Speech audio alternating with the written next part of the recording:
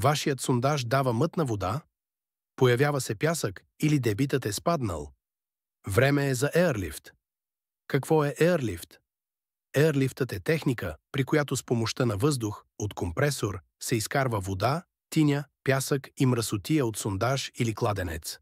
Представи си дълга тръба, пусната в сондажа. Какви са ползите от Airlift-а?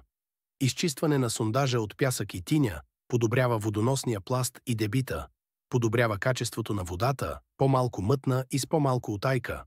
Удължава живота на помпите, ако в сондажа няма пясък и боклуци, помпата работи по-дълго и без аварии. Евтин и ефективен метод, сравнително бързо и без скъпо оборудване. Кога е задължителен? При първо пускане на нов сондаж, без Airlift, дупката остава с много кал и не може да работи нормално. Ако сондажът започне да захапва пясък или дебитът е спаднал, когато се прави профилактика, например веднъж на няколко години, за да се поддържа добър дебит. И накратко, Airliftът е като прочистване и освежаване на сондажа, прави го чист, ефективен и работещ дълго време. Не чакайте кладенецът да спре да работи, дайте му нов живот с едно качествено Airlift прочистване.